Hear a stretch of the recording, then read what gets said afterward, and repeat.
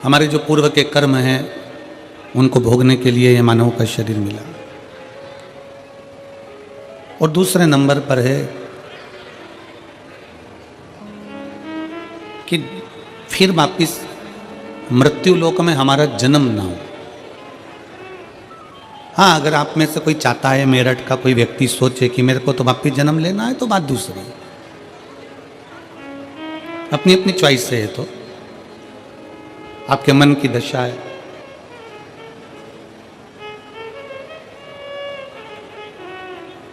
दो कारण से मानव का शरीर मिला, एक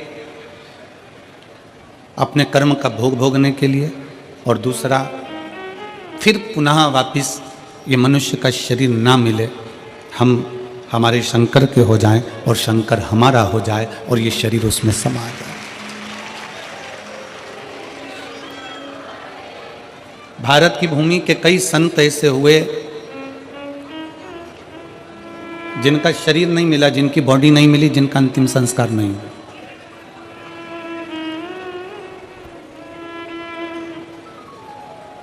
भारत की भूमि के कई संत ऐसे हुए जिनका शरीर नहीं मिला, जिनका अंतिम संस्कार नहीं हुआ, जिनकी बॉडी नहीं मिली। पहले नंबर पर है रामकृष्ण परमहंस जी, जो मां जगत जननी जगदम्बा अम्बा में सशरीर समा गए। दूसरे नंबर पर हैं चैतन्य महाप्रभु जी, जो जगन्नाथ जी में सशरीर समा गए। तीसरे नंबर पर हैं संत तुकाराम जी, जो सशरीर हरि विठ्ठल में समा गए। और चौथे नंबर पर है मीराबाई, जो द्वारकाधीश में सशरीर समा गई, जिनकी बॉडी नहीं मिली, जिनका अंतिम संस्कार नहीं, जिनकी बॉडी नहीं मिली है, जिनका अंतिम संस्कार नहीं हुआ।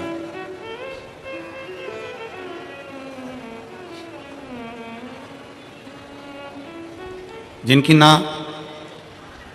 बॉडी मिली, ना अंतिम संस्कार हुआ, आए थे संसार सागर में अपना भगवत भजन करने के लिए, और वह भगवत भजन कर कर अपने अपने धाम को चले।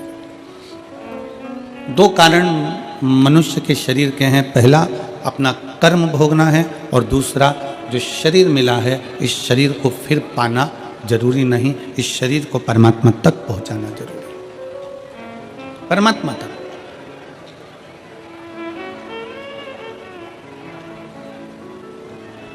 आज 16 दिसंबर है, आद्रा का नक्षत्र है। हजारों शिवरात्रियों के बराबर आज का दिन होता है, जिस दिन भगवान शंकर के एक अग्नि खंभ में ज्योति प्रकट होती है, और वो ज्योति सभी 12 ज्योतिर्लिंग में और सभी शिवालयों में विराजमान हो जाती है। मेरठ के इस पवित्र प्रांगण में विराजमान सभी शिव भक्तों को हम बहुत बहुत बधाई देते हैं, भगवान शंकर के प्रागट्य के, शिव के प्रागट्य, और संपूर्ण देशवासियों को, संपूर्ण विश्व में विराजमान शंकर के भक्तों को, शिव भक्तों को बहुत बहुत साधुवाद।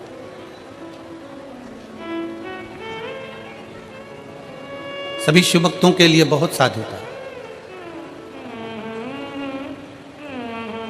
आज ही के दिन की कथा कहती है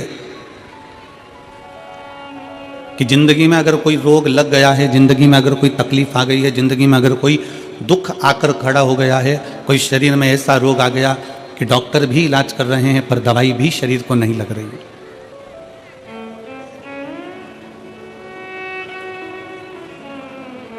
तो आज की कथा कहती है कि पानी को वाणी से अमृत बनाओ। क्या करना है? जम के बोलो जरा। पानी को वाणी से अमृत बनाओ। अब पानी को वाणी से अमृत कैसे बनाओगे?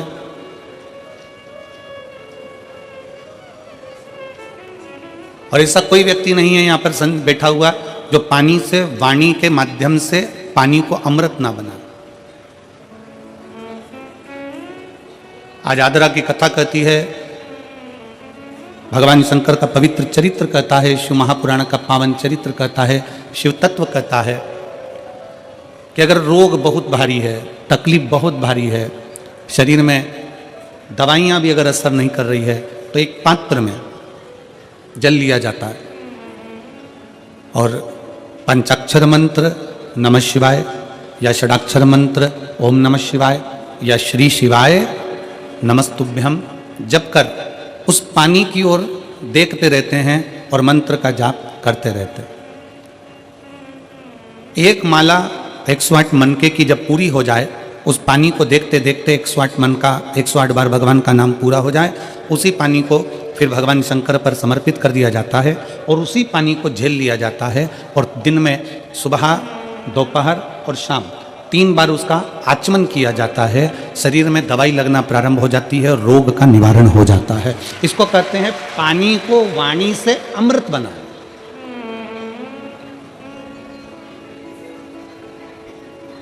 इसको पानी से वाणी को एक पत्र है। अब देखिए, पानी से वाणी को अमृत बनाने का ये पत्र आपके और हमारे बीच में। मेरा नाम पूनम, पति का नाम संजय कुमार है। मैं रोहता है कि रोहता रोड बाईपास शाहपुर जैनपुर मेरठ की निवासी हूँ। कहीं बैठी हो तो हाथ हिला सकती हैं। अगर कहीं बैठी हो तो हाथ हिला सकती हैं।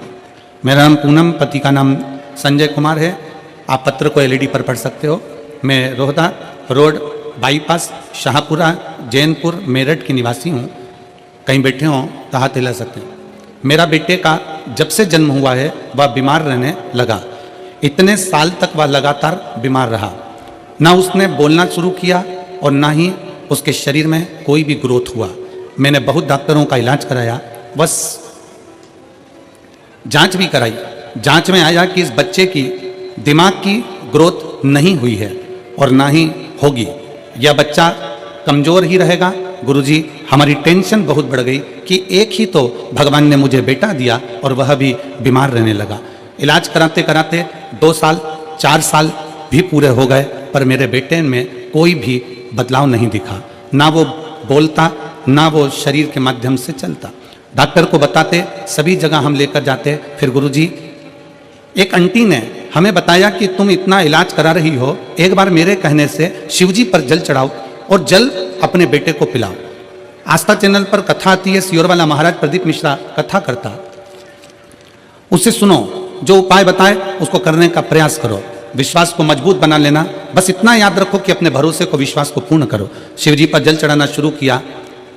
शंकर पर जल चढ़ाना, पानी को वाणी से अमृत बनाइए।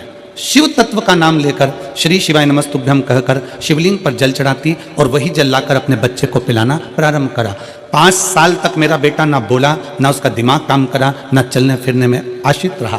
पर बाबा ने ऐसी कृपा कर दी कि पशुपतिनाथ का व्रत किया, बेटे को लाकर जल देना चालू करा। 6वां वर्ष चालू हुआ और बाबा की कृपा से अब मेरे बेटे ने धीरे धीरे सभी कुछ बोलना प्रारंभ कर दिया। आज गुरुजी, मेरा बेटा स्कूल भी जाता है, ट्यूशन भी जाता है, सब कुछ बोलता भी लगा है और उसके दिमाग का भी ग्रोथ शुरू हो गया है। उसका स्वास्थ्य भी पूरी तरह से ठीक है। अब मेरा बच्चा, किसी डॉक्टर को भी अब दवाई की जरूरत नहीं है, वह बिल्कुल ठीक है। गुरुजी, आपने समस्त समाज को, शिव भक्तों को अलग जगाई। तो ये शिव भक्ति, पानी को वाणी के माध्यम से अमृत बनाना। अगर कहीं बैठे हो तो एक बेलपत्र लेने के लिए आ सकते हो और बच्चा आया हो साथ में तो उसको भी ला सकते। पानी को वाणी से अमृत बनाइए। सबसे सुंदर तरीका, सबसे सरल तरीका। और ये आपको भी बोलना है कि आप अमृत कैसे बना सकते हो। बीमारी है, तकलीफ है, बच्चा चिड़चिड़ा हो गया, माइंड काम नहीं कर रहा है, शरीर में रोग भरते चले जा रहा है, कटोरी में जल ले लो, पात्र में जल ले लो और पंचाक्षर मंत्र नमः शिवाय या षडाक्षर मंत्र ओम नमः शिवाय या श्री शिवाय नमस्तुभ्यम, जितनी देर आप जप करें उतनी देर तक उस जल पर आपकी दृष्टि पड़ना चाहिए। उस जल पर आपकी दृष्टि पड़े। जितनी देर तक आप जप रहे हैं, श्री शिवाय नमस्तुभ्यम कर रहे हैं, उतनी देर तक जल पर आपकी दृष्टि पड़े। और फिर वही जल भगवान शंकर को समर्पित करें और वो जल लाकर सुबह दोपहर शाम 3 बार उसका पान करें। 3 बार क्यों?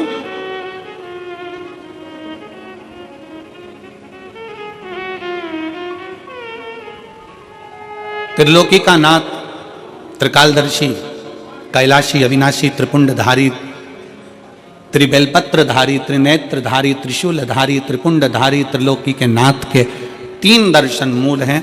प्रातः का दर्शन जो हमें हमारे जीवन की सत्मार्ग बताता है, मंगल मार्ग की ओर लेकर जाता है। दोपहर का दर्शन हमारे जीवन में हमें उलझनों से बाहर निकाल देता है। और शाम का दर्शन हमें चैन की नींद सोना सिखा देता है और आनंद में रहना सिखा देता है। वो त्रिपुंडधारी शक्ति में दर्शन। वो कहते हैं ना कि गरीब तो इतना हूं, गरीब तो इतना हूं कि एक गधा भी नहीं खरीद सकता। गरीब तो इतना हूं कि एक गधा भी नहीं खरीद सकता, और अमीर तो इतना हूं कि रात को शंकर के भरोसे घोड़े बेच कर सोता हूं। शंकर के भरोसे घोड़े बेच कर सोता हूं। गरीब इतना है कि ये गधा भी न खरीद पावे, और अमीर इतना है कि जब सोता है चैन की नींद मेरे शंकर के भरोसे होकर घोड़े बेच कर सोता है। ऐसे घुर्राटे भर कर सोता है जैसे इतना बड़ा काम करके आया है, सारी जमीन जायदाद का सौदा कर कर आया, 4 फैक्ट्री का मालिक है, 8-10 दुकान चल रही है, और मालूम पड़े सवेरे उठता है फिर अपने काम में लग जाता है। बस समझ लो, जिंदगी का सबसे सुखी व्यक्ति वही है जिसके कमरे में नींद की गोली नहीं है।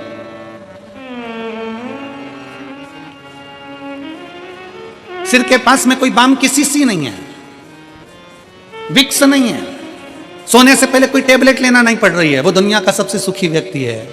प्रथम सुख निरोगी काया, सबसे बड़ा सुख है निरोगी काया। शिव महापुराण की कथा कहती है, एक मृत्यु वो होती है जो अटल मृत्यु होती है, जिसमें व्यक्ति मर जाता है, चले जाता है।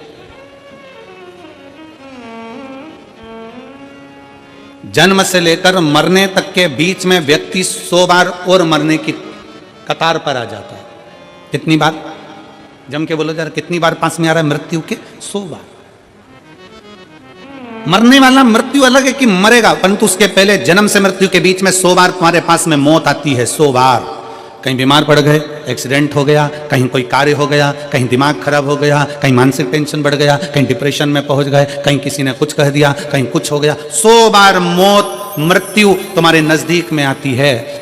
किसी ने पूछा, ये शंकर पर चढ़ाया गया जल श्री शिवाय नमस्तुभ्यम कहाँ काम आता है? शिव महापुराण की कथा कहती है, जो अटल मृत्यु सत्य है वो तो आएगी, मरोगे, उसको कोई नहीं टाल सकता। पर जो 100 बार मृत्यु तुम्हारे नजदीक में आती है, तुमने अगर कोई धर्म करा, पुण्य करा, सत्कर्म करा, शिव का नाम लिया, पंचाक्षर नाम लिया, शंकर को 1 लोटा जल चढ़ाया, श्री शिवाय नमस्तुभ्यम कहा है, समझ लो कि तुम्हारे पास में जब 100 बार मृत्यु नजदीक में आती है ना, तो तुम्हारा पुण्य, तुम्हारा भजन, तुम्हारा स्मरण, तुम्हारा मंत्र जाप, तुम्हारा 1 लोटा जल उस मौत को टालता चले जाता है और आगे बढ़ता चले जाता है। अटल मृत्यु तो सत्य है, वो तो आना है, पर उसके पहले भी 100 बार मृत्यु आती है। कहीं बीमार पड़ गए, एक्सीडेंट हो गया, कुछ हो गया, कुछ हो गया, बार बार मौत करीब में आती चली जाती है,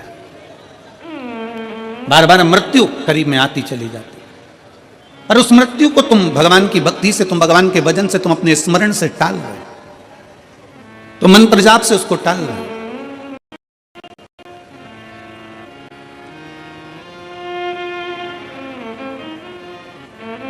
एक ऊर्जा अपने भीतर उत्पन्न करिए, एक बल अपने भीतर उत्पन्न करिए। मेरठ की यह पवित्र भूमि इतनी ऊर्जावान भूमि है कि यहां सनातनियों को जगाने का काम भी इस मेरठ की भूमि से क्रांतिकारियों को जगाने का किया गया था। ये मेरठ की वो पवित्र भूमि।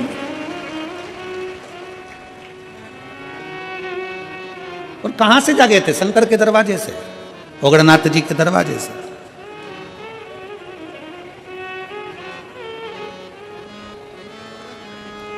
अपने आप को हमें जागृत करना है, अपने आप को हमें जागृत करना है। शिव तत्व कहता है, भगवान शंकर की कथा कहती है कि पानी को वाणी से अमृत बनाओ और जब पानी को वाणी से, कई माताएं कहती हैं हमारा बच्चा नहीं सुनता, बहुत बहुत हम परेशान हो गए हमारे बच्चे के लिए, वो सुनता ही नहीं गुरुजी, हम कह के परेशान हो गए। कोई कहती है मेरी सास मेरे पक्ष में नहीं बोलती, कोई कहती है मेरी बहू मेरे पक्ष में नहीं रहती, कोई कहता हमारा बेटा नहीं सुनता, कोई कहती है हमारी बहू नहीं सुनती, कोई कहे हमारा भाई नहीं सुनता। और होता है, आज का जमाना बड़ा विचित्र है। एक बहू को समझाओ तो बहू कह देती गुरुजी मैं किसी के बाप की नहीं सुनूंगी, और बूढ़ी बूढ़ी माताओं को समझाओ तो माताएं कह देती है ये कल की आई मैं इसकी सुनूंगी। पिताजी को समझाओ तो वो कह देता है हमारी औलाद की सुन के चलेंगे, जाओ उधर। सास ससुर को समझाओ तो वो कह देते हैं मेरे को तो मेरा पति नहीं समझा पाया तो इसकी सुनूंगी।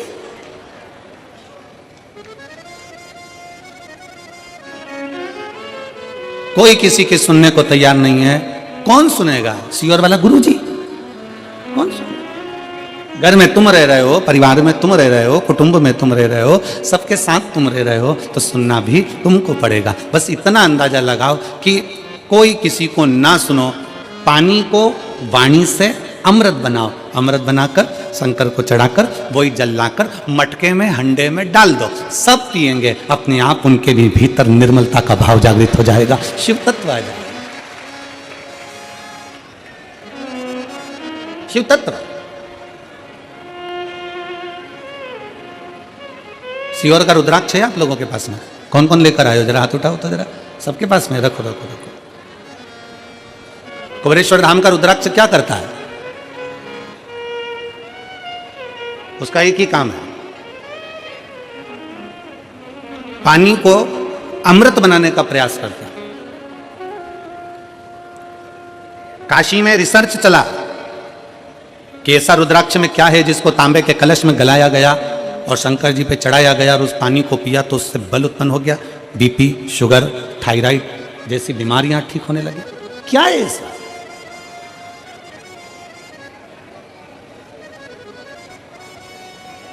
हम कहते हैं शिव महापुराण के अंतर्गत एक मुखी से लेकर 14 मुखी तक रुद्राक्ष का वर्णन किया गया। शिव महापुराण में एक मुखी से लेकर 14 मुखी तक रुद्राक्ष का वर्णन किया गया। और एक भी रुद्राक्ष, कोई कहता है कि एक मुखी रुद्राक्ष ज्यादा प्रबल होता है, कोई कहता है 2 मुखी प्रबल होता है, कोई कहता है 3 मुखी प्रबल होता है, कोई कहता है 5 मुखी प्रबल होता है। सारे रुद्राक्ष कोई ना कोई कहता है कि ये बहुत प्रबल होता है। फिर किसी ने कहा गुरुजी एक मुखी रुद्राक्ष कहीं मिलता है क्या? हमने कहा आज के जमाने में एक मुखी आदमी नहीं मिलता तो रुद्राक्ष की बात करते हैं। आज के जमाने में आदमी नहीं मिले, अपनी पार्टी हार जाती है तो लोग दूसरे की पार्टी में चले जाते हैं, आदमी एक मुखी नहीं दिया तो यहां रुद्राक्ष की क्या बात करते? इधर डालनी गली तो उधर पहुंच गए, उधर डालनी गली तो उधर पहुंच गए, उधर डालनी गली तो उधर पहुंच गए, दिन भर डोलते रहते हैं, दिन भर। फिर किसी ने पूछा गुरुजी रुद्राक्ष कौन सा असर करेगा, कौन सा रुद्राक्ष असर करेगा? हम कौन सा रुद्राक्ष पहने जो हमारे शरीर पर असर करे? कौन सा रुद्राक्ष हमें पहनना चाहिए कि हमारे शरीर पर असर करे? हम निवेदन करेंगे रुद्राक्ष पहनो मत पहनो, पर मीठी वाणी का रुद्राक्ष अपनी जिह्वा पर रख लो, वो इतना असर करेगा कि सबको अपना बना ले, सबको अपना। वाणी ऐसी बोलिए जो मन का, जम के बोले जरा, वाणी ऐसी बोलिए जो मन का आपा खोए। पर आज के जमाने में वाणी ऐसी बोलिए जो जम के झगड़ा होए, पर उससे मत बोलिए जो तुमसे तगड़ा होए। आज के जमाने में सबसे मूल है आपकी वाणी। वाणी की श्रेष्ठता हो तो समझ लो कि पूरी दुनिया तुम्हारी है, और वाणी की श्रेष्ठता नहीं तो दुनिया तुम्हारी अपने भी है। एक सास के पास में अंगूठी भी है, एक सास के पास में चेन भी है, एक सास के पास में जेवर भी है, एक सास के पास में दुनिया की प्रॉपर्टी भी है, एक ससुर जी के पास में सब कुछ है। सास ससुर के पास में प्रॉपर्टी है, जमीन है, बंगला है, गाड़ी है, पैसा है, धेला है, सब कुछ है। और मान लो उसकी वाणी अच्छी नहीं हो तो घर में 4 बेटे 5 बेटे 3 बहुएं 4 बहुएं 5 बहुएं, कोई उसका होगा? जम के बोलो जरा, नहीं। और अगर आपके पास में कुछ भी नहीं है, आपके पास में ना प्रॉपर्टी है, ना गाड़ी है, ना बंगला है, ना जमीन है, ना जायदाद, कुछ भी नहीं, और उसके बाद अगर आपके पास में मीठी वाणी है ना, बस मीठे शब्द है ना, तो पड़ोसी भी आकर तुम्हारी गुलामी कर कर चले जाएगा, पड़ोसी भी आएगा तो तुम्हारी सेवा कर कर चले जाएगा। बुढ़ापे का परम आभूषण है, बुढ़ापे का परम आभूषण है आपकी मीठी वाणी, बुढ़ापे का परम आभूषण है आपके मीठे शब्द।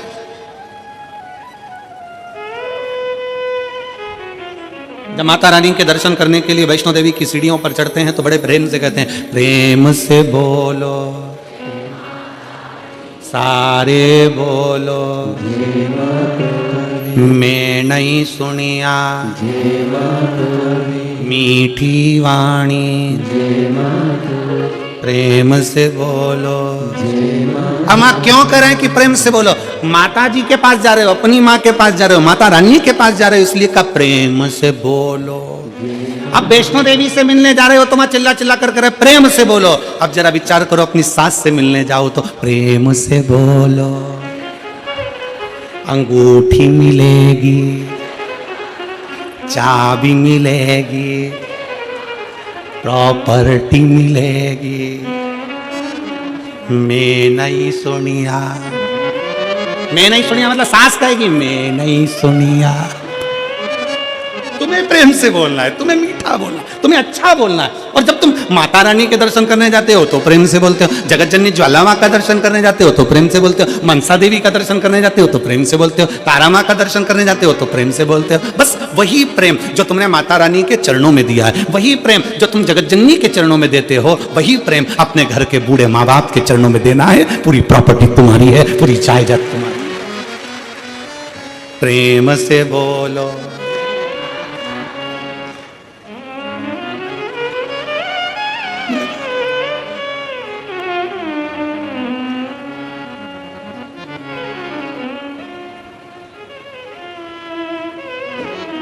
बस एक मीठी वाणी, एक मीठा शब्द आपकी जिह्वा के मीठे उच्चारण भगवान के करीब में लेकर जाते हैं। पानी को वाणी से अमृत बनाना सीखो। लोग कहते हैं गुरुजी कौन सा रुद्राक्ष? ठीक है, शिव महापुराण में 1 मुखी से लेकर 14 मुखी तक रुद्राक्ष का वर्णन है। स्कंद पुराण के अंतर्गत 1 मुखी से लेकर 21 मुखी तक रुद्राक्ष का वर्णन है। लिंग पुराण में रुद्राक्ष की महत्वता है। ये रुद्राक्ष कौन सा हमारे लिए अच्छा होगा, कौन सा रुद्राक्ष पहनना चाहिए, कौन सा रुद्राक्ष धारण करना चाहिए, शिव महापुराण की कथा कहती है जो भी रुद्राक्ष उत्पन्न हुआ वो भगवान के नेत्र अश्रु से उत्पन्न हुआ। और केवल एक के मिलन से नहीं, रुद्राक्ष शंकर और पार्वती के मिलन से उत्पन्न हुआ है। मिलन से।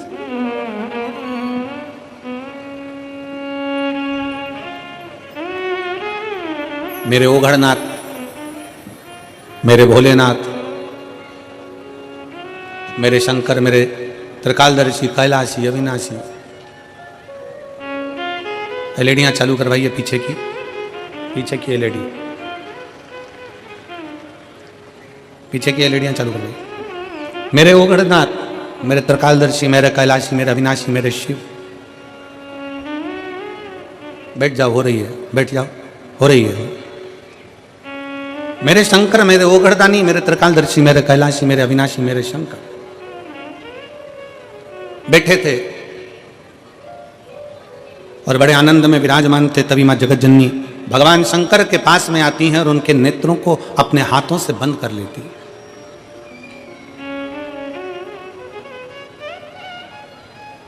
मां जगत जननी ने अपने हाथों से भगवान शंकर के नेत्रों को बंद किया और नेत्र को बंद करने पर भगवान शंकर के नयन से जो अश्रु गिरा, उस अश्रु से रुद्राक्ष की उत्पत्ति है। अब यहां पर यह वर्णन नहीं आया कि अश्रु से 1 मुखी रुद्राक्ष हुआ, कि अश्रु से 2 मुखी रुद्राक्ष हुआ, कि अश्रु से 3 मुखी रुद्राक्ष हुआ, कि 4 मुखी हुआ, कि 14 मुखी हुआ, कि 21 मुखी हुआ। माता ने हाथ का स्पर्श किया, नेत्र बंद हुए, अश्रु नीचे गिरा, उससे रुद्राक्ष उत्पन्न हुआ। शंकर भगवान का पुत्र है रुद्राक्ष, शंकर भगवान का स्वरूप है रुद्राक्ष, शंकर भगवान का प्रतिबिंब है रुद्राक्ष। इसलिए शिव महापुराण की कथा कहती है, एक तो पंचाक्षर मंत्र नमः शिवाय, षडाक्षर मंत्र ओम नमः शिवाय, श्री शिवाय नमस्तुभ्यम और रुद्राक्ष, ये वो हैं जिनका एक स्पर्श मात्र जिनको नजदीक में रखा जाए तो जीवन का एक सुख अपने आप उसके करीब में आता चले जाता, मात्र स्पर्श। और देख लिया संसार हमने देख लिया, सब मतलब के यार हमने देख लिया, झूठे नाते झूठे रिश्ते, झूठे नाते झूठे रिश्ते, अरे झूठा है संसार हमने देख लिया, सब मतलब के यार हमने देख लिया। शिव महापुराण की कथा कहती है कि रुद्राक्ष कोई सा भी हो, 1 मुखी हो, 14 मुखी हो, 21 मुखी हो, 15 मुखी हो, 11 मुखी हो, 10 मुखी हो, 5 मुखी हो, 4 मुखी हो, और इतना याद रखना कोई सा भी रुद्राक्ष हो अगर आपके गले में पड़ा हुआ है, अगर वो रुद्राक्ष आपके गले में है, चाहे स्त्री हो, चाहे पुरुष हो, चाहे बेटी हो, चाहे बेटा हो, अगर उसके गले में रुद्राक्ष पड़ा हुआ है तो किसी दुनिया के व्यक्ति की सामर्थ्यता नहीं है कि वो आपको धोखा दे दे और आपसे छल कर कर चले जाए। किसी की सामर्थ्यता नहीं है कि वो आपके साथ में छल कर जाकर रुद्राक्ष है।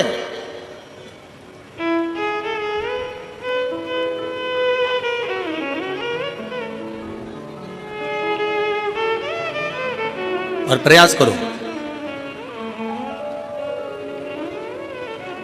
जितना समय मिलता है ना उतना समय अपने बच्चों को संस्कार देने में भी लगाया करो, थोड़ा थोड़ा समय, थोड़ा समय।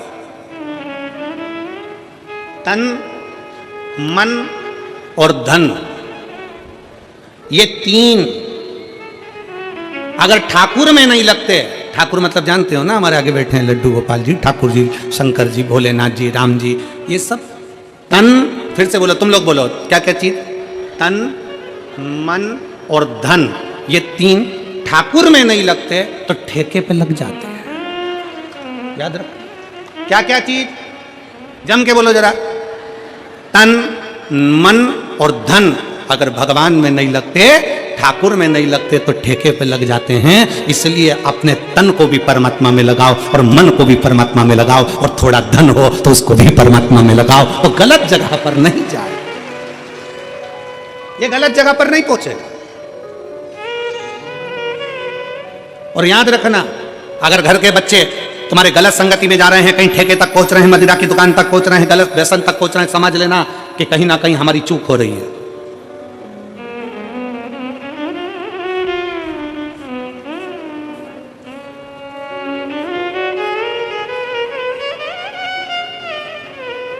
कहीं ना कहीं हमारी चूक हो रही है। जब माता सती भगवान शंकर से विवाह करती हैं, जब माता सती भगवान शिव से विवाह करती हैं, तो भगवान शंकर से विवाह कर कर माता सती बड़े प्रेम से, आनंद से, उत्साह से, आनंद के साथ रहती हैं।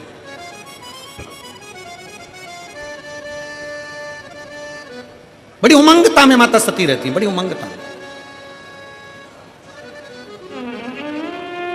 और शिव महापुराण की कथा में देवी भागवत में एक प्रसंग आता है कि देवी भागवत में एक प्रसंग आकर कहा जाता है कि माता सती अगर अपने परिवार के साथ भी अगर कहीं बाहर निकल कर जाती थी तो माता सती के नेत्र नीचे की नीचे ही रहते थे। माता सती के नेत्र नीचे रहते थे।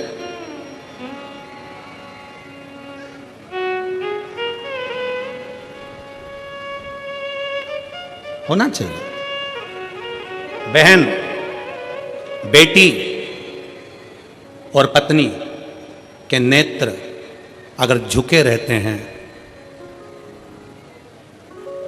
बहन, बेटी और पत्नी के नेत्र अगर झुके हैं तो उसके घर के भाई, बाप और पति का सिर कभी नहीं झुकता है। अगर बहन, बेटी और मां, पत्नी के नेत्र झुके हुए हैं, बाजार में निकल कर जा रहे हो, सभा में जा रहे हो, आपके नेत्र अगर झुके हुए हैं, बहन के नेत्र नीचे हैं, बेटी का नेत्र नीचे है, पत्नी का नेत्र नीचे है, तो उस घर के भाई को, उस घर के पिता को और उस घर के पति को कभी माथा नीचा नहीं करना पड़ता, छाती तान कर चलता है। उसको मालूम है मेरी बहन है। उसको मालूम है मेरी बेटी है, उसको मालूम है मेरा परिवार है, आ जाओ। उसको मालूम है कि ये मेरे अपने हैं।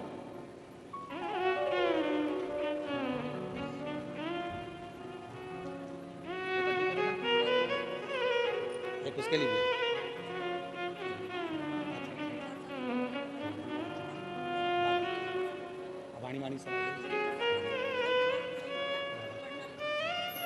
दीदी बोल रही हैं 5 साल तक कुछ नहीं बोला और ना उसका माइंड काम करा ना शरीर, पर बाबा की कृपा से अब बच्चा बोलने भी लगा, स्कूल जाने लगा, ट्यूशन जाने लगा और पढ़ने लगा और बहुत अच्छा हो गया। यही शिव कृपा। हर हर शिव तत्व की प्राप्ति।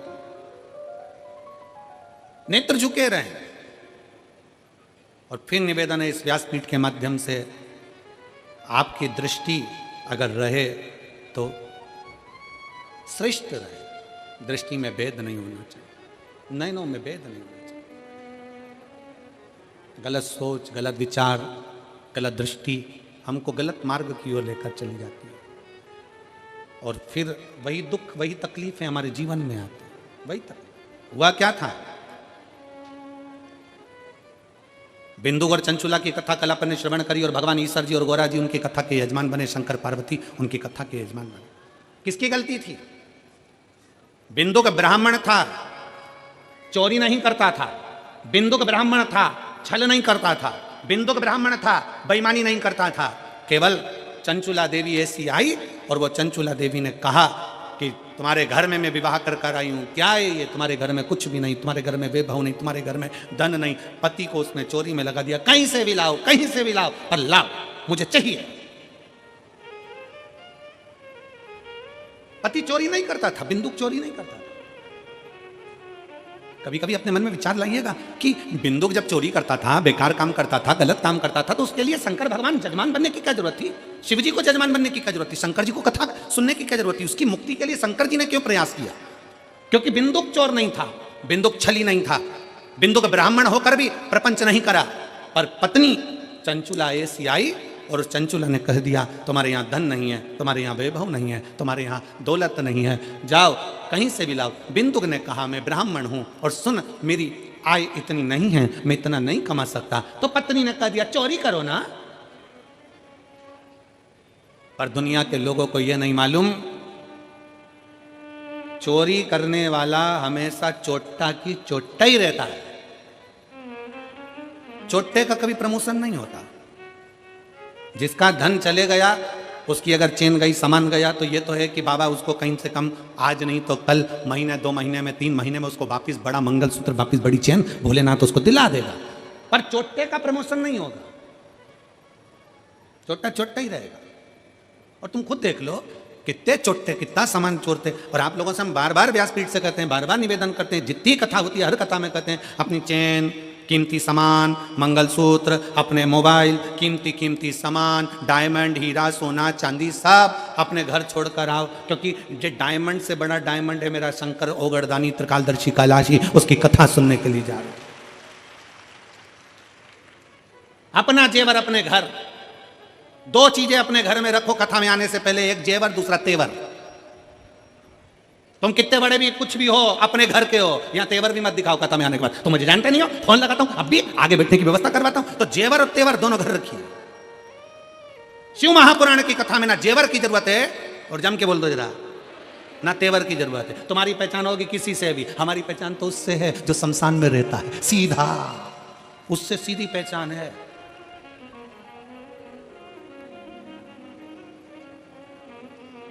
तो दोनों चीजें अपने घर पर रखो, एक जेवर भी और एक तेवर भी। शिव महापुराण में आओ ना तो दोनों चीजें छोड़ कर। कितने भी सेठ हो, कितने भी पैसे वाले, कितने भी करोड़पति, कितने भी अरबपति, कितने भी धनपति अपनी जगह पर हो गए। शंकर जी के पास जो भी जाता है ना वो एक जैसा। शमशान में कोई तुम्हारे यहाँ मेरठ में भले ऐसा होता होगा कि मरने वाले को डनलफ के गद्दे पे ले जाते होंगे, हमारे यहाँ नहीं ले जाते। हमारे यहाँ तो वही 4 बांस, 40 कंडे, 4 कंधे, उत्ते में राम नाम, सफेद और लाल कपड़ा ओढ़ा दिया, ले गए। कितना भी सेठ हो, कितना भी करोड़पति हो, कितना भी धनपति हो, कितना भी वैभवपति हो, चाहे दुनिया का कंगाल से कंगाल व्यक्ति हो, पर शंकर भगवान के दरवाजे पर शमशान में जब पहुंचेगा उसकी शान सम होगी, इसलिए उसका नाम शमशान है। वहां सबका लेवल बराबर है, कोई बड़ा नहीं, कोई छोटा नहीं, अपने घर कर हो गए तो छोड़िए अब अपने घर पर। जितने जितने लोग कथा सुनने के लिए मेरठ में आए या रायपुर जब कथा रहे, रायपुर में कथा रहेगी 24 तारीख से 30 तारीख तक। रायपुर में पुराना धमतरी रोड, सेज बहार, रायपुर। कथा का समय रहेगा 2 बजे से 5 बजे तक, रायपुर छत्तीसगढ़ की कथा का। 24 दिसंबर से 30 दिसंबर तक कथा चलेगी, जिसके आयोजक रहेंगे कमल जी देवांगन। तो हम तो उनसे भी कहेंगे, जो भी कथा सुनने आए अपना जेवर अपना तेवर अपने घर छोड़ कर आओ। यहाँ तो बाबा क्यों किया, हम तो बाबा के भरोसे चलते हैं, हम तो बाबा के भरोसे चलते हैं। ये दुनिया वाले जलते हैं, ये दुनिया वाले जलते हैं, भोले बाबा के भरोसे चलते हैं, शंभू बाबा के भरोसे चलते हैं। तो शिव महापुराण की कथा कर रही है, भगवान शंकर का चरित्र कर रहा है। कुछ आभूषण, आभूषण है मेरा शंकर, कोई आभूषण नहीं है, आभूषण मेरा शिव है, मेरा शंकर। ओघड़दानी, त्रिकालदर्शी, कैलाशी, अविनाशी। नेत्र बंद करे माने, रुद्राक्ष प्रकट हुआ। रुद्राक्ष कोई साधारण नहीं, रुद्राक्ष शिव का एक अंश स्वरूप है, अंश स्वरूप।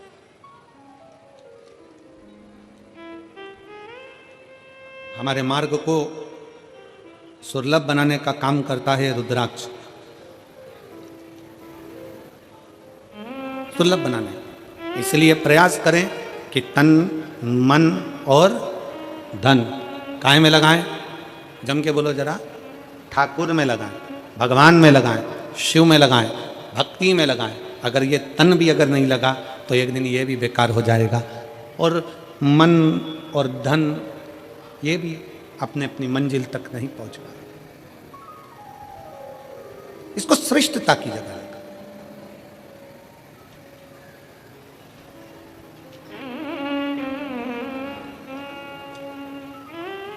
दक्ष प्रजापति ने जब माता सती का विवाह करा था भगवान शंकर के साथ में,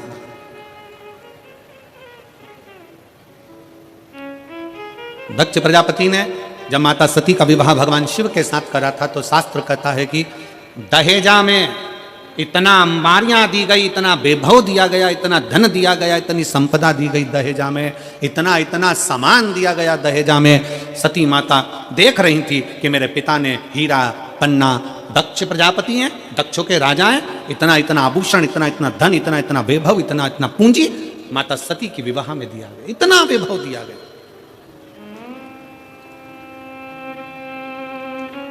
और शिव महापुराण की कथा कहती है वो सतयुग था जिसमें सती माता के कन्यादान में इतना सारा आभूषण दिया गया था, इतना सारा धन दिया गया था। वो त्रेता युग था जिसमें राम जी के विवाह के समय पर माता सीता जी को बहुत सारा दहेजा दिया गया था। वो द्वापर होगा जिसमें भगवान कृष्ण के मंगल विवाह में दहेज दिया गया होगा। परशु महापुराण की कथा कहती है ये कलयुग चल रहा है, इस कलयुग में अगर बेटी को कन्यादान में कुछ देना है तो अच्छी शिक्षा बेटी को देकर भेजिए, उससे बढ़कर कन्यादान कुछ नहीं। बेटी को अच्छी शिक्षा देकर भेजिए, बेटी को अच्छा विद्वान बनाकर भेजिए, उच्च शिक्षा, अच्छा अध्ययन कराइए, अच्छे कॉलेज में, अच्छे स्कूल में बच्चों को पढ़ाइए। अपनी बेटी को अच्छा पढ़ाकर अच्छी विद्वत्ता देकर भेजिए, क्योंकि बेटी के जीवन में पेट्रोल पंप देखा, गाड़ी देखी, बंगला देखा, और मालूम पड़े कि लड़का कहीं गलत विचारों से जुड़ा हुआ मिल गया तो बेटी को रोना नहीं पड़ेगा। अपनी मेहनत खुद करना जानती है, अपना परिश्रम खुद करना जानती है। इसलिए बेटी को कन्यादान में अगर कुछ देना चाहते हो, बेटी को कन्यादान में कुछ प्रदान करना चाहते हो, वो सतयुग था, वो त्रेता था, वो द्वापर था, पर कलयुग का सबसे बड़ा कन्यादान अगर कुछ है तो एक माँ बाप अपनी बेटी को अच्छा पढ़ाएं, अच्छा विद्याध्ययन कराएं, उसको काबिल बनाएं और उस पद तक पहुंचाएं कि तुम्हारी बेटी जिस दिन तुमसे मिलने के लिए आए तो खुश होकर कहे पापा आज मेरा प्रमोशन हो गया, आज मैंने फिर एक कंपनी में आगे बढ़कर नौकरी करी है, पापा आज मुझे सम्मान मिला है, पापा आज मैंने ये किया है। बेटी की प्रतिष्ठा, बेटी का कन्यादान, धन, ये गोदरेज की अलमारी हो, फ्रिज हो, कूलर हो, वॉशिंग मशीन हो, ये लैपटॉप हो, इससे बेटी का कन्यादान नहीं है। बेटी का कन्यादान है उसकी उच्च शिक्षा।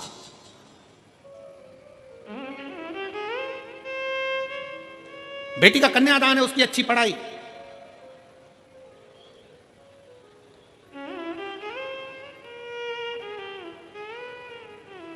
बहुत बड़े बड़े सम्मेलन होते हैं, बहुत बड़े बड़े आयोजन होते हैं, जिसमें बहुत सारा सम्मेलन में भी दहेज दिया जाता है। वहाँ इतने लोगों का ब्याह, अलमारी दी, ये दी, वो दी, ये दिया, वो दिया। शिव महापुराण की कथा कहती है ये तो सब पुराना डिजाइन है। अगर सबसे अच्छा कन्यादान है तो आप आज के ज़माने में सनातन धर्म की बेटियों को सनातनी बनाने का प्रयास कर दो और उच्च शिक्षा का प्रयास कर दो, उससे बढ़कर कोई कन्यादान नहीं, उससे बढ़कर कोई कन्यादान नहीं। और फिर कथा में आइए, माता सती के विवाह में कन्यादान में ढेर सारा आभूषण, रतन, माणिक, मोती, सोना, चांदी, हीरा, पन्ना, अंबर, पीतांबर, गाड़ी, बंगला सब दिया गया। फिर माता पार्वती जी का विवाह हुआ तो कन्यादान में कुछ नहीं दिया गया। क्यों? क्योंकि हिमालय राज की बेटी माता पार्वती भगवान शंकर की भक्ति में लीन थी। हिमालय राज ने देख लिया कि मेरी बेटी ने अच्छी शिक्षा ग्रहण कर ली है, अच्छा विद्याध्ययन ग्रहण कर लिया है, तो मेरी बेटी को अभी दहेज के समान की नहीं, मेरी बेटी तो खुद संस्कारित है। जिस घर में जाएगी वहां बंगला बना देगी, जिस घर में जाएगी वहां आभूषण ले आएगी, जिस घर में जाएगी वहां अंबर पीतांबर हो जाएंगे। और हम वही सोच लेकर बैठे।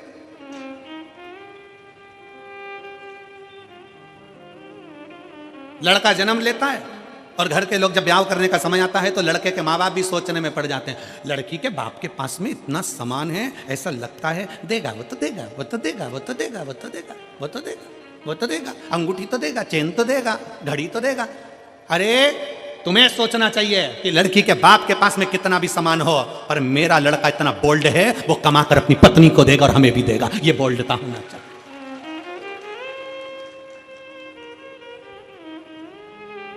पर हम सोच हमारी लेकर बैठे हैं। इस कलिकाल में रहने के बाद भी हमारी सोच हम छोटी सी लेकर बैठे हैं। शंकर भगवान माता पार्वती जी के साथ ब्याह करे, हिमालय राज ने हाथ जोड़कर पूछ लिया, मैं हिमालय राज हूं, हिमालयों का राजा हूं, बताओ शंकर भगवान तुम्हारे कन्यादान में पार्वती जी के क्या क्या दिया जाए। ये सारा महल, सारा नगर, सारी दौलत, सारी संपदा तुम्हारी है भोलेनाथ, क्योंकि तुम मेरे दामाद हो, तुम मेरे जमाई हो, बताओ तुमको क्या दिया जाए कन्यादान में। पार्वती जी के कन्यादान में क्या दिया जाए। शंकर जी जानते थे मेरा ब्याह सती से हुआ था तो कन्यादान में बहुत मिला था, कन्यादान में बहुत मिला था, पर सती के अंदर अहंकार भी बहुत आ गया था, क्योंकि मेरे पिता ने दिया, मेरे बाप ने दिया, ये मेरा है। और वो सती माता जलकर भस्म हो गई तो शंकर भगवान ने कह दिया कन्यादान में कुछ मत देना, बस पार्वती दे दो, उसमें अगर संस्कार होंगे तो ये दौलत लंकापति रावण को सोने की लंका देने वाला भी अपने लिए महल बना सकता है।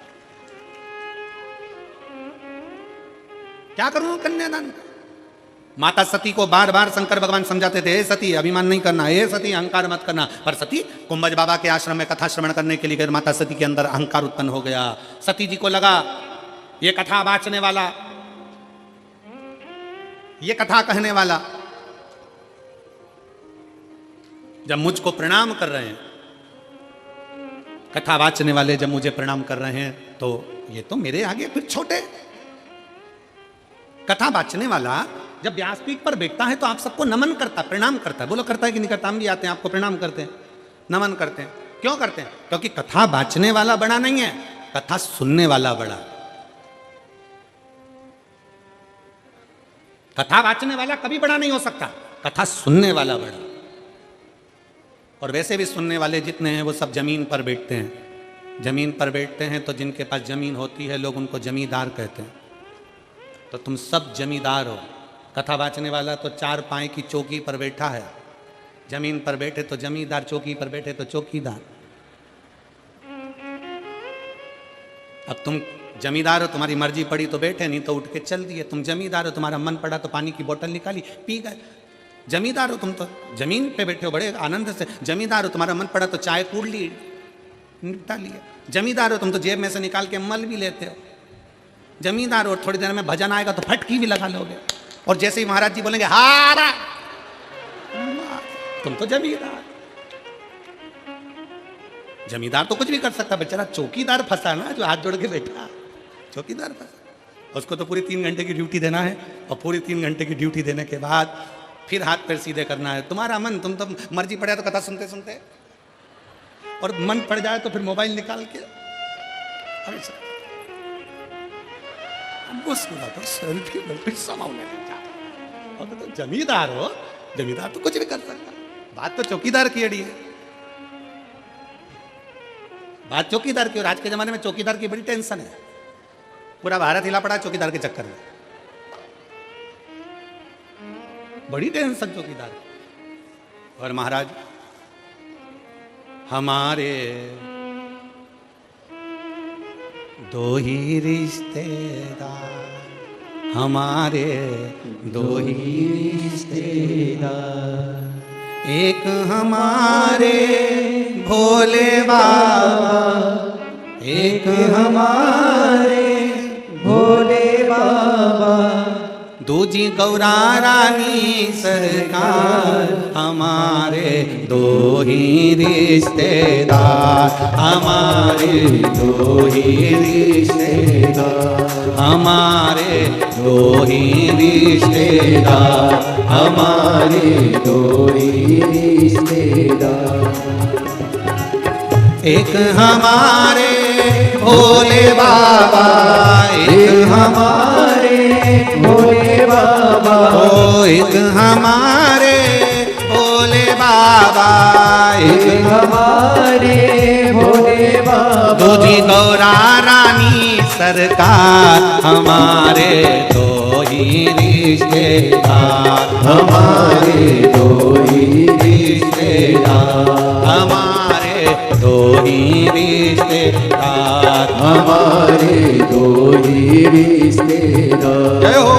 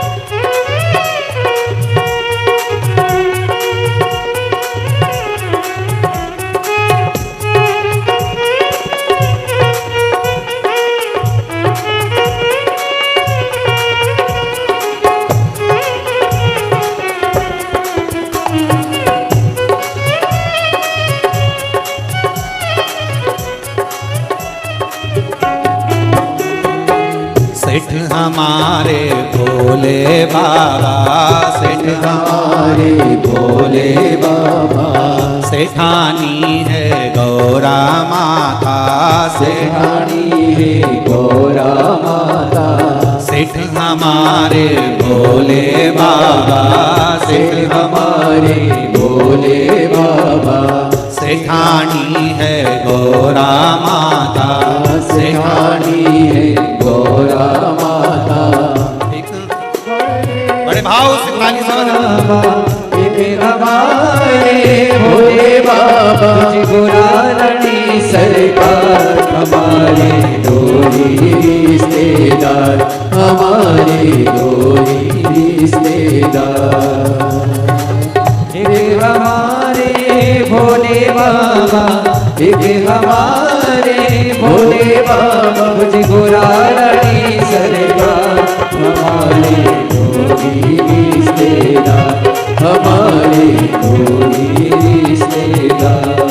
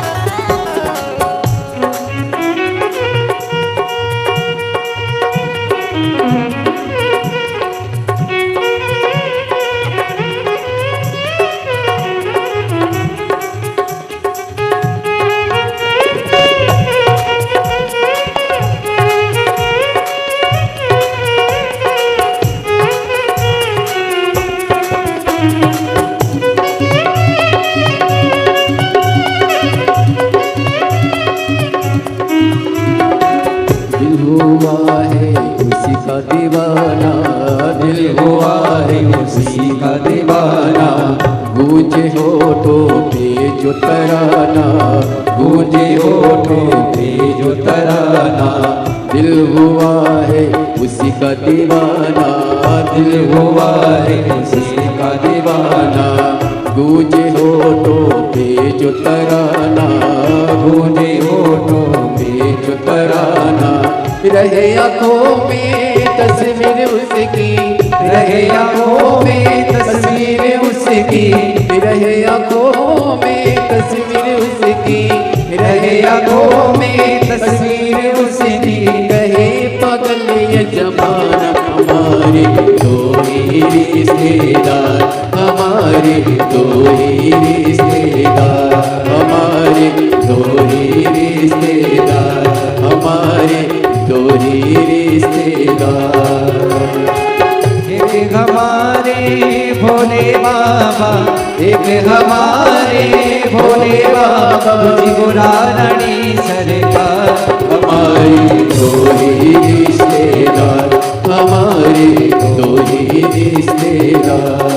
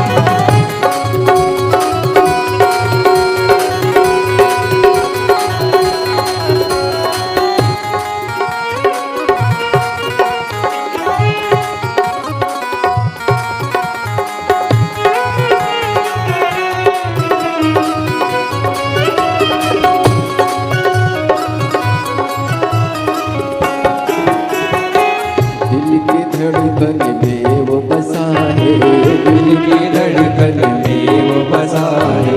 रहे हरदम उसका नशा है, रहे हरदम उसका नशा है। दिल की धड़कन में जो बसा है, दिल की धड़कन में वो बसा है। रहे हरदम उसका नशा है, रहे हरदम उसका नशा है। दिल लगा कर दया है देता, दिल लगा कर दया है देता। आए जीने का जो मजा थोड़ी रिश्तेदार, हमारे थोड़ी रिश्तेदार, हमारे थोड़ी रिश्तेदार, हमारे थोड़ी रिश्तेदार। एक हमारे भोले बाबा, एक हमारे भोले बाबा, त्रिपुरारी सरकार। हमारे दो ही रिश्तेदार, हमारे दो ही रिश्तेदार, हमारे दो ही रिश्तेदार, हमारे दो ही रिश्तेदार। एक हमारे भोले बाबा, एक हमारे भोले बाबा, एक हमारे भोले बाबा, एक हमारे भोले बाबा। गौरानी सरकार, हमारे दो ही रिश्तेदार, हमारे दो ही रिश्तेदार, हमारे दो ही रिश्तेदार, हमारे दो ही रिश्तेदार, हमारे दो ही रिश्तेदार, हमारे दो ही रिश्तेदार।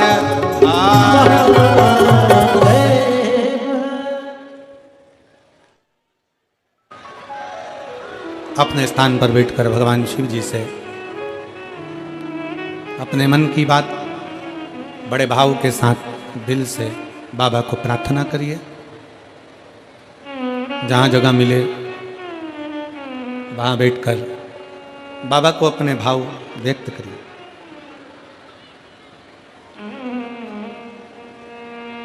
शिव महापुराण की कथा का सबसे बड़ा सार तत्व है शंकर जी से अपने दिल की बात करो। दिल से बाबा को प्रार्थना करो, दिल से बाबा को निवेदन करो। आज बाबा का प्रागट्य महोत्सव भी है। भगवान शंकर का ज्योतिर्मय स्वरूप आज ही के दिन प्रकट हुआ था, इसलिए बाबा के भाव से निवेदन कर अपने दिल की बात कहिए। सब साथ में बोलेंगे।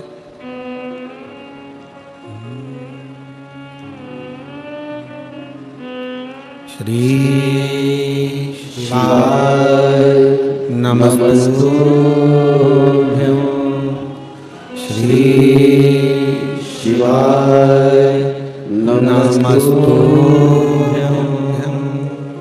श्री शिवाय नमस्तुभ्यं, श्री शिवाय नमस्तुभ्यं, श्री शिवाय नमस्तुभ्यं। भोला सब दुख काटो मारा, ओ भोला सब दुख काटो मारा। शिव शंकर जपूं तेरी माला, भोले बाबा जपूं तेरी माला। भोला सब दुख काटो मारा, ओ भोला सब दुख काटो मारा। वेश है मंगल मंगलकारी, वेश है मंगल मंगलकारी। शमशान वासी हमारा, शमशान वासी हमारा। ओ भोला सब दुख काटो मारा, ओ भोला सब दुख काटो मारा।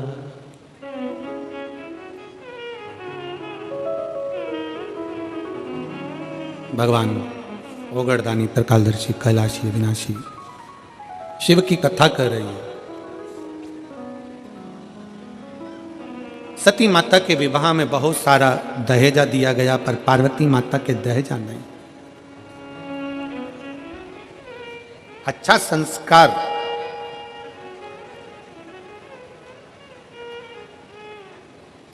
जिस गांव में पानी की कमी होती है वहां की फसल बिगड़ जाती है, और जिस घर में संस्कारों की कमी होती है वहां की नस्ल बिगड़ जाती है।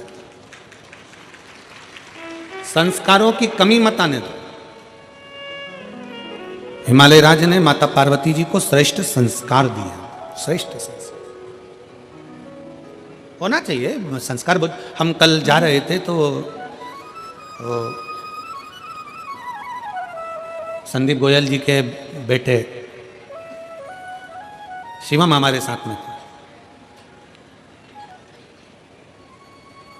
तो हमने शिवम से पूछा, क्यों बाबू कितने भाई हो? कहे गुरुजी दो, एक कारण एक सीधा। हमने कहा ठीक। फिर गाड़ी चलाते चलाते हमने पूछा, दोनों की शादी हो गई? कहा हो। ठीक।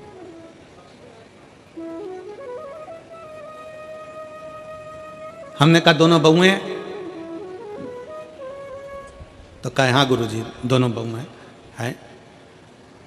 हमने कहा पढ़ी लिखी हैं सब? कहे हाउ गुरुजी पढ़ी लिखी है।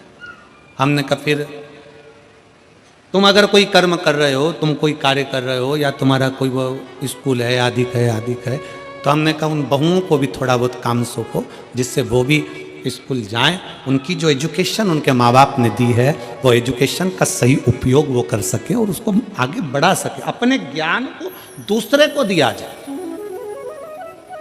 धन चोरी हो सकता है, संपदा चोरी हो सकती है, वैभव चोरी हो सकता है, सत्ता वापिस चोरी होकर बदल भी सकती है, पर आपके भीतर की विद्वत्ता, जो माँ बाप ज्ञान देते हैं, जो संस्कार देते हैं, जो विद्या अध्ययन आपने करा होता है, वो अपना ज्ञान अपन दूसरे को देकर हो सकता है कि उसको अच्छे लक्ष्य तक पहुंचा सके। और वही माता पार्वती जी का चरित्र कर रहा है। हमारे बच्चों को हम कन्यादान में कुछ दें ना दें, हमारे बच्चों को हम अलमारी, फ्रिज और वो थाली का सेट, डिनर सेट, मोती का सेट, सोफा, बोलते जाओ, सोफा सेट, हाफ सेट, और ये सब मिलने के बाद फिर ससुराल वाले अपसेट।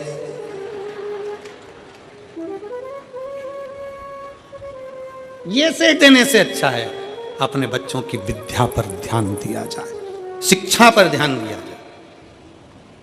शिक्षा पर बहुत जरूरी है। मेरे शंकर भगवान की धर्मपत्नी माता पार्वती, शास्त्र कहता है माँ ब्रह्मा जी की धर्मपत्नी माता सरस्वती स्वयं सामने आकर खड़ी हो जाती थी और पार्वती मैया सम्मुख में आकर जब शब्दों का उच्चारण करना प्रारंभ करती थी तो माता सरस्वती भी स्थिर होकर देखती थी।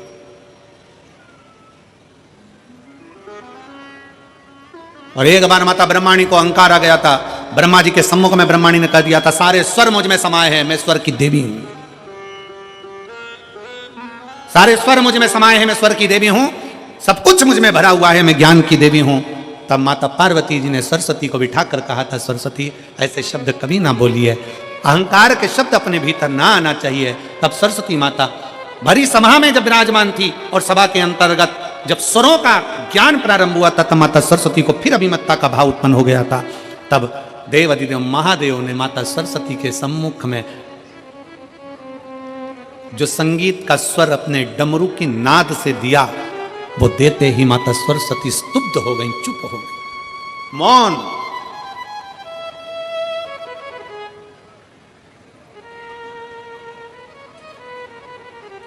सरस्वती माता मौन हो जाती है, एकदम चुप, स्तुप्त। और आज भी मेरे शंकर भगवान को अगर संगीत का कहीं क्रम होता है, नृत्य का कहीं क्रम होता है, तो सबसे ज्यादा किसकी मूर्ति रखाती है? नटराज की।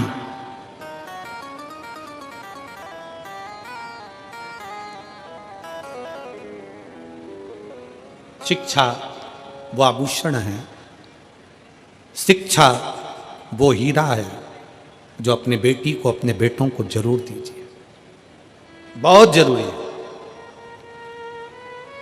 और उस शिक्षा का जब आभूषण आपके बच्चों के अंतर्गत आएगा, तो जैसे अभी कथा में कहा था कि तन मन धन तीनों परमात्मा में लगाओ, ठाकुर में लगाओ, शिव में लगाओ, नहीं तो ये ठेके में चला जाएगा। इसलिए संस्कार अगर अच्छे हैं, शिक्षा अगर अच्छी है, विद्वत्ता अगर अच्छी है, तो निश्चित है हमारे घर के बच्चे कभी भी गलत जगह पर नहीं जाएंगे और वो सत्मार्ग की ओर बढ़ते चले जाएंगे। शिक्षा सीखो उनसे। पार्वती मैया को कहा हिमालय राज बोले क्या दें हम आपको, क्या प्रदान करें हम आपको, आप ले लीजिए, इतना धन वैभव संपदा सब है, ये पूरा महल बड़ा पड़ा है, हिमालय राज का पूरा नगर बड़ा पड़ा हुआ है, ढेर सारा सामान बड़ा पड़ा हुआ है, ले जाओ इसको। शंकर भगवान बोले नहीं, मुझे ये नहीं चाहिए, मुझे केवल पार्वती चाहिए। क्यों? क्योंकि शंकर जी जानते थे कि पार्वती जी ने व्रत तप साधना करी है, वो मुझे पाने के लिए करी है, और व्रत तप साधना जब मुझे पाने के लिए करी है तो पार्वती मेरे लिए आ रही है, मैं उसके लिए। आज के जमाने में तो शादी में कितना दूल्हा दुल्हन के लिए रात भर, अभी शादियों का सीजन चल रहा है, रात को 9-9 बजे से माताएं ढोलक ले लेके बैठती हैं, लड़के के शादी में खूब गाती हैं बन्ना जी बन्ना जी बन्ना जी। बोलो गाती कि नहीं गाती? अरे बोलो तो जम के गाती ना। और लड़की के यहाँ गाते हैं बनी जी बनी जी बनी जी। बना बनी का मतलब है कि दोनों में बन के रहे, और दोनों में नहीं बनी तो काहे का बना और काहे की बनी। उसका मतलब ही क्या हुआ? और तुम ढोलक पीट पीट के गा रही, बना जी दिल्ली जाना जी, वहां से लहंगा लाना जी, बन्नी फिर पहन के आएगी, फिर यूं इठलाएगी, फिर यूं फरमाएगी कि झुमका गिरा रहे। क्या मतलब? मतलब क्या हुआ ये बताओ?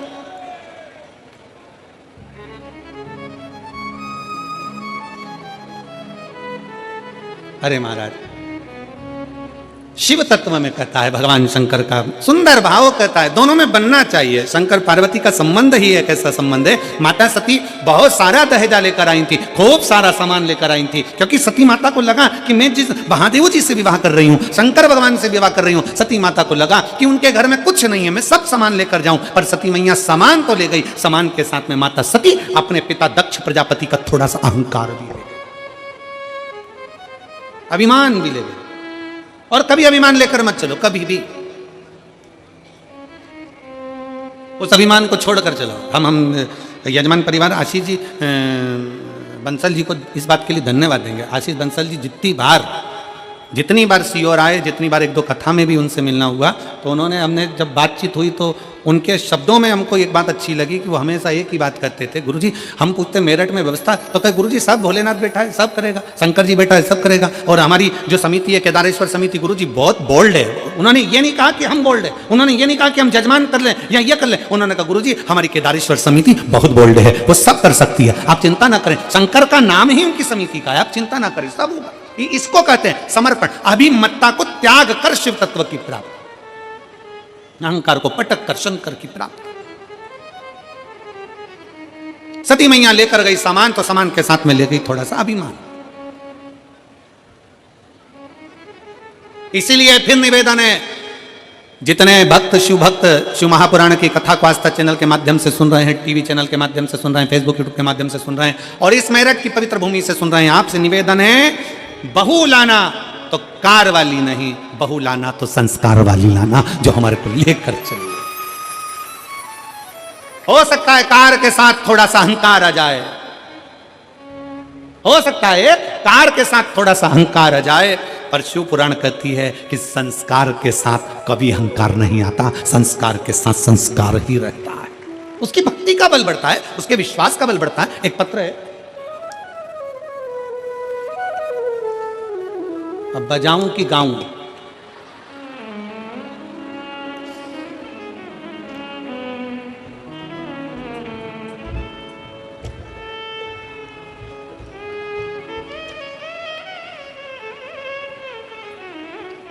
मैं बच्चों सेवा समिति द्वारा पूज्य गुरुदेव का स्वागत वंदन अभिनंदन करके पूज्य गुरुदेव से आशीर्वाद ग्रहण करते हुए सभी सदस्यगण, और देखिए बाबा भोलेनाथ की कृपा से ही इस दुनिया के जगत के सारे कार्य संभव होते हैं। हम सभी अभी सुंदर लघु कथा श्रवण कर रहे थे, कौवे, मोर, तोता और हंस की। हम सभी को जान लेना चाहिए कि दुनिया में अगर मेरे महादेव ने हम सभी को भेजा है तो कुछ ना कुछ विशेष व्यवस्था के साथ में हम सभी को भेजा है। हमें किसी से तुलना नहीं करना चाहिए अपनी, क्योंकि भगवान ने सबको अलग अलग बनाया है और अलग अलग गुण सभी को प्रदान करे हैं। हम उसका महत्व नहीं समझते और दुख के चक्र में फंस जाते हैं। इसलिए दूसरों के पास जो है उसे देखकर जलने की बजाय हमें हमारे पास जो है उसके साथ खुश रहना सीखना चाहिए, क्योंकि भगवान ने हमें सब कुछ दिया है।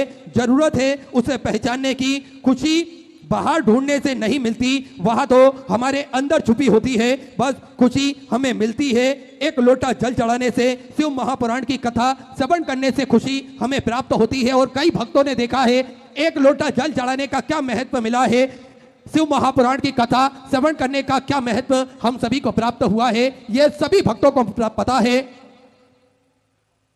आज लाखों की संख्या में भक्त पहुंचते हैं तो ये कुछ ना कुछ मेरे महादेव ने अवश्य प्रदान करा है।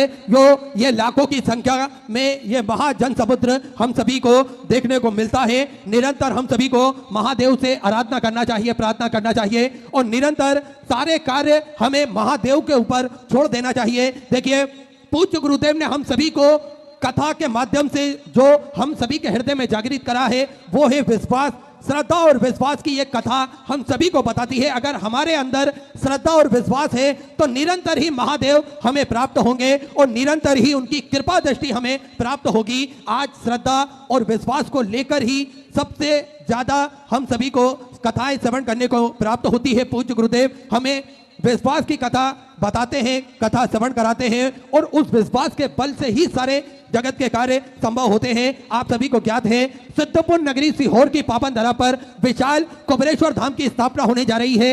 ये एक ऐसा धाम बनने जा रहा है जो 12 ज्योतिर्लिंग के मध्य में केंद्र में स्थापित होगा। कंकर शंकर की यह पावन धरा, कंकर शंकर की यह पावन भूमि जप स्थली है, तप स्थली है, साधना स्थली है, आराधना स्थली है। भगवान की कृपा दृष्टि इस धरा पर हमेशा विद्यमान होती है। जो भी भक्त अपने मन की मुराद लेकर कुबेर भंडारी के चरणों में पहुंचता है, मात्र कुछ ही दिनों में 3 महीनों में इन सभी भक्तों की मनोकामना मेरा कुबेर भंडारी, मेरा राजाधिराज महाकाल राजा पूर्ण कर देता है। क्योंकि कृपा दृष्टि बरसती है इस धरा पर। जो भी भक्त इस धरा पर पहुंचते हैं मन में एक सुकून शांति प्राप्त होती है, मन में एक अजीब सा हम सभी को सुकून मिलता है इस धरा पर पहुंचने के बाद। बड़ा ही महत्व है इस धरा का, क्योंकि स्वयं मेरे राजाधिराज महाकाल राजा की कृपा, स्वयं मेरे कुबेर भंडारी की कृपा इस धरा पर हमेशा विद्यमान होती है। देखिए कई सैकड़ों कथाएं हमने, अनगिनत कथाएं हमने सतत रूप से इस धरा पर श्रवण करी है। और देखिए वैसे भी कहा जाता है एक बार शिव महापुराण की कथा किसी भी स्थान पर हो जाती है तो वे स्थान अपने आप में शुद्ध हो जाता है। तो कुबेर भंडारी की पावन धरा पर तो हमने कई कथाएं श्रवण करी हैं सतत रूप से, तो उस धरा का महत्व वैसे भी कई गुना ज्यादा बढ़ जाता है। और देखिए प्रतिवर्ष अनुसार इस वर्ष भी कुबेर भंडारी की पावन धरा पर 25 फरवरी से 3 मार्च तक जो भव्य रुद्राक्ष महोत्सव होने जा रहा है, प्रतिवर्ष अनुसार इस वर्ष भी शिवरात्रि के पावन उपलक्ष्य पर, तो आप सभी आमंत्रित हैं। अधिक से अधिक संख्या में पधार कर कथा अमृत का लाभ ले सकते हैं और अपने जीवन को कृतार्थ कर सकते हैं, आनंद में कर सकते हैं। समय और तारीख आप सभी याद रखें, 25 फरवरी से 3 मार्च तक कुबेर भंडारी की पावन धरा पर, सिद्धपुर नगरी सीहोर की पावन धरा पर भव्य रुद्राक्ष महोत्सव में आप सभी सम्मिलित होकर साक्षी बन सकते हैं भगवान के रुद्र अभिषेक के और अपने जीवन को कृतार्थ कर सकते हैं। देखिए कई भक्तों की मनोकामना रहती है इस धरा पर जजमान पद ग्रहण करने की। कल भी कुछ भक्त हमें मिले जिनसे उनसे वार्तालाप हुई, तो वह भी इस कथा में जजमान पद ग्रहण करना चाहते हैं। तो मेरा निवेदन रहेगा जो भी भक्त कथा के जजमान पद ग्रहण करना चाहते हैं वे टीवी स्क्रीन पर श्री विठलेश्वर सेवा समिति के जो मोबाइल नंबर चल रहे हैं उन नंबर पर आप संपर्क कर सकते हैं। उन नंबर से आप जानकारी प्राप्त कर सकते हैं। रुद्राक्ष महोत्सव के जजमान पद हेतु आप सभी सम्मिलित हो सकते हैं और जजमान पद ग्रहण कर सकते हैं। देखिए सेवा का कार्य भी इस धरा पर हमेशा सतत रूप से सुचारू रूप से चालू रहता है, जिसमें आप सभी ने देखा भव्य भोजनशाला जिसमें प्रतिदिन लाखों सैकड़ों हजारों भक्त भोजन भंडारे का आनंद लेकर अपने जीवन को कृतार्थ करते हैं, आनंद में करते हैं।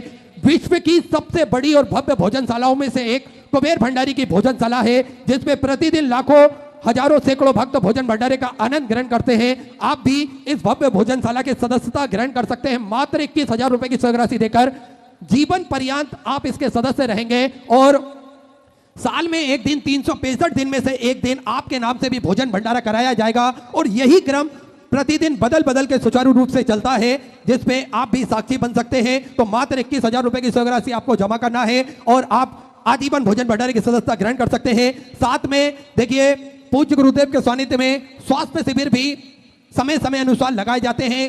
भव्य विशाल धर्मशाला बनने जा रही थी, उसका निर्माण कार्य बढ़ाते हुए पूज्य गुरुदेव के सानिध्य में 351 कमरों की यह भव्य धर्मशाला बनेगी, जिसमें लगभग 15 से 16 बड़े बड़े हॉल भी बनाए जाएंगे, ताकि के भक्त बड़े ही आराम से रुककर भगवान का भजन कीर्तन स्मरण कर कर अपने जीवन को कृतार्थ में कर सके, आनंद में कर सके। साथ में आप सभी को ज्ञात है कि पूज्य गुरुदेव ने एक संकल्प लिया है सभी सनातन धर्म के लोगों को मानने वाले लोगों के हित के लिए कि सभी सनातन धर्म को मानने वाले लोग अपने गले में रुद्राक्ष धारण करें और सभी सनातन धर्म को मानने वाले लोगों के घर के मंदिर में रुद्राक्ष हो और इस रुद्राक्ष का महत्व वो स्वतः ही जान सके, समझ सके। इसलिए प्रतिदिन सुबह 10 बजे से शाम 5 बजे तक रुद्राक्ष निःशुल्क रूप से वितरण किए जाते हैं, जिसका किसी भी प्रकार का शुल्क नहीं लिया जाता है। साथ में ये रुद्राक्ष कुबेर भंडारी की पावन धरा पर ही आपको उपलब्ध होंगे।